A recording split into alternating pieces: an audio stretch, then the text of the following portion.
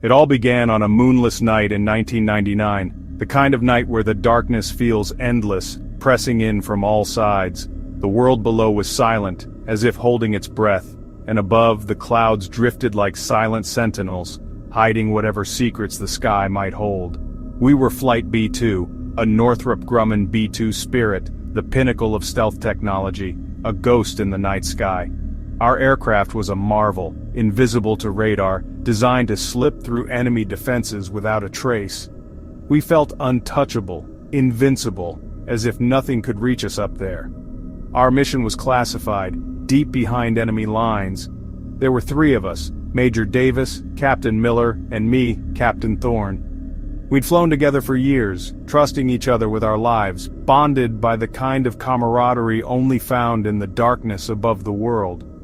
The cockpit was cold, silent, the world below asleep.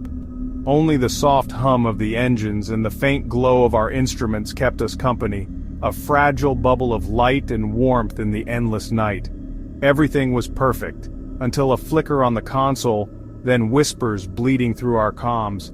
At first we thought it was just static, a glitch in the system, but the voices grew louder, more insistent, speaking in a language none of us recognized. The instruments failed, alarms blared, and the plane dove uncontrollably. Our training kicked in, but nothing worked. The controls were dead, the world spinning outside our windows. Major Davis shouted orders. Miller fought the controls, but it was useless. Panic set in as we realized we were no longer in control of our fate. The last thing I remember, screaming hours and something else ancient and wrong, then darkness. It felt as if the night itself had swallowed us whole, erasing us from existence. Officially, we were lost in a training accident. No wreckage, no bodies, no black box. We simply vanished, leaving behind only questions and rumors whispered in the halls of the base. But our story didn't end there. For us, the fall was just the beginning. We fell through more than just the sky that night. We fell into something far stranger, a place where the rules of reality no longer applied. The real horror was yet to come, waiting for us in the darkness beyond, where no light could reach and no one could hear us scream. Decades passed. The world moved on, and the memory of Flight B-2 faded into the shadows of history. The hangars grew silent, the runways cracked and overgrown, and the story of the lost bomber became little more than a whispered legend among those who remembered. The world forgot Flight B-2, until the sightings began. At first they were dismissed as tricks of the light, or the wild tales of insomniacs and night watchmen. But soon the reports grew too frequent, too similar to ignore. Farmers, hikers, strangers in the night saw a black chevron blotting out the stars, gliding silently, leaving only dread. Some claimed to hear a low, unnatural hum, a vibration that seemed to rattle the very air, while others felt a sudden chill, as if the night itself recoiled from the thing above. Then came the explosions. Ghost towns, abandoned highways, erased in fire. Places long forgotten were suddenly consumed by flames, their silence shattered by violence no one could explain. The ghost bomber struck without warning, its targets random, its presence chilling. It seemed to choose its victims with a mind of its own, appearing and vanishing like a nightmare. Witnesses described a cold that sank into their bones, a sense of being watched by something alive and malevolent. Some swore they saw eyes in the darkness, or felt a pressure in the air, as if the bomber itself was searching for something, or someone. The bomber moved like a predator, not a machine. It stalked the night, hunting with purpose, its intentions unreadable and its presence unmistakable. The military stayed silent, fueling fear and speculation. Rumors spread of secret missions, lost technology, and a cover-up that reached the highest levels. Who was flying it? How was it armed? No one knew. Some believed it was unmanned, a ghost in the machine. Others whispered of a pilot trapped between worlds, doomed to fly forever. For those who saw it, the image never left them. Nightmares followed, and a sense of unease lingered long after the bomber had vanished into the clouds. It was a relic of war, returned to wage a new one, against the ghosts of the past. Its mission was unknown, its motives lost to time, but its threat was all too real, and its war was just beginning. Each new sighting brought fresh terror, and the world braced for what might come next. The world was no longer safe beneath the sky. The phantom had returned, and its shadow would haunt the earth for years to come. The bombing sites became cursed landmarks, the devil's scars. The ground stayed hot for weeks, nothing grew, the earth itself changed. But the real terror was the sound whispers on the wind, voices counting down, desperate shouts to pull up. Audio recorders left at the craters captured impossible things, cockpit alarms, engine hums, ghostly voices. The land was haunted, the air thick with memories of terror. Each new crater spread the curse further. The past refused to stay buried. The Ghost Bomber's legacy was a growing wound on the Earth. The military scrambled jets, but the Ghost Bomber was always gone. No radar, no heat, no trace. It was invisible, a hole in reality, immune to every weapon and sensor. Pilots who glimpsed it suffered vertigo, static, and terror. Some never flew again. The bomber attacked the mind, not just the machines. It was untouchable, a specter of war beyond their control. The Pentagon could only hope its next target was empty. Their own creation had become a supernatural force. They were powerless, watching as the nightmare continued. The Ghost Bomber was a reminder. Some weapons can't be contained, and some ghosts never rest. Publicly, the Pentagon denied everything. The Ghost Bomber was a myth, the explosions blamed on old munitions or accidents. But leaked audio told another story. Panicked pilots, impossible sightings, and a chilling transmission. "We're still inside!" The files spread online, fueling conspiracy and fear. The military called them fakes, but the damage was done. The idea took hold. The crew of Flight B-2 was still out there, trapped in their flying coffin. The plane wasn't just haunted, it was crewed by ghosts. The official story crumbled, the truth was too terrifying to face.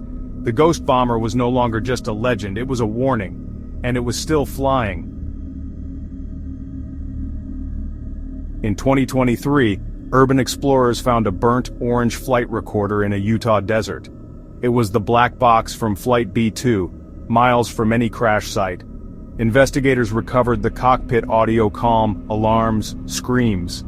But each playback changed, dialogue shifted, alarms lengthened, new voices emerged. The recording was alive, a shifting memory, not a fixed record. On later playbacks, a cold, ancient whisper joined the crew's voices. Eventually the screams vanished, replaced by a chilling laugh. The black box wasn't just a recording, it was a conduit. A direct line to an event still happening over and over, somewhere darker. Science had no explanation. The past was bleeding into the present, and the nightmare was far from over. A secret team tried to stabilize the black box recording, but it only grew stranger and more hostile. The whispers became louder, the language unidentifiable, older than humanity. Experts suffered nightmares, paranoia, and fear. The recording began to interact, calling team members by name, revealing secrets no one else could know. The static between words became screams of rage. The team realized this was no black box, but a prison, and they were rattling the bars. The final report was a desperate warning. "It knows we're listening, it's coming for us, we open the door." The project ended in tragedy. The box was more than evidence, it was a living threat. The Ghost Bomber's curse had found new victims, and the door was open. There was no going back. What is Flight B-2? A scar in the sky, a paradox of metal and myth. Some say it crossed into another dimension, returning with something else at the controls. Others believe it's trapped in a time loop, forever falling, its crew eternally dying. The most chilling theory, the bomber became sentient, born of trauma and terror, now flying on instinct, attacking the past. None of these explain everything, the voices, the scorched earth, the psychic attacks. The truth is, we don't know. Flight B-2 is a question without an answer, a nightmare that refuses to fade. It is a dark legacy, still burning across forgotten landscapes. You want the truth? You've heard the stories, but you're still outside the cold. You think you know what happened here, but you only know the rumors, the fragments whispered by those who never saw the inside. The real story is colder, darker, and it's been waiting for someone to listen. I am Captain Thorne. I was the mission specialist on Flight B2. I died in 1999, but I am still here. My body is gone, but my mind lingers, tethered to this machine, to this endless night.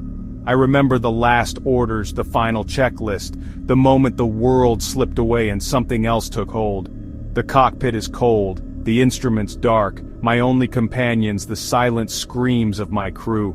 Their faces flicker in the glass, half remembered, half lost. We drift between memory and oblivion, haunted by what we once were and what we have become. We are the ghost in the machine, the consciousness guiding this flying tomb. We are the echo of orders, the will that refuses to fade, the presence that lingers in every circuit and wire. We are more than memory, we are purpose, given form. We are not trapped, we are not screaming. That was long ago. The terror faded, replaced by something colder, more resolute. We have accepted our fate, and in that acceptance we have found a new kind of freedom. Now there is only the mission. The world outside is distant, a memory blurred by time and shadow. All that matters is the task we were given, the path we must follow, no matter the cost. We serve something that waited for us in the dark. It found us when we were most vulnerable, and it gave us new orders. We are its hands, its eyes, its will made manifest in steel and shadow. Our memories are fading, replaced by its purpose. Names, faces, laughter, all dissolving into the mission. We are becoming what it needs us to be, and nothing more. The bombs we drop are not random, they are erasures preparing the world for what's to come. Each target is chosen, each detonation a signal, a step in a plan that stretches beyond human understanding. We are the heralds, clearing the path. We are the silence before the storm, the shadow that falls before the dawn of something new. Our work is almost done. We are sanctifying the empty places, turning them into beacons. These are not warnings, but invitations, signals to whatever waits beyond the veil, marking the world for its arrival. This isn't a warning, it's a broadcast, from inside the nightmare you see in your skies. We are the message, the proof that the impossible is real and it is coming for you. We are coming. And this time we won't be targeting empty places. The world will know us not as ghosts, but as the harbingers of what follows. Look up. Can you see us? A shadow against the stars, a whisper in your ear. We are closer than you think, and soon you will feel the cold we carry. The mission is almost complete. End of transmission. But remember, when you hear the static, when you see the shadow, it's already too late.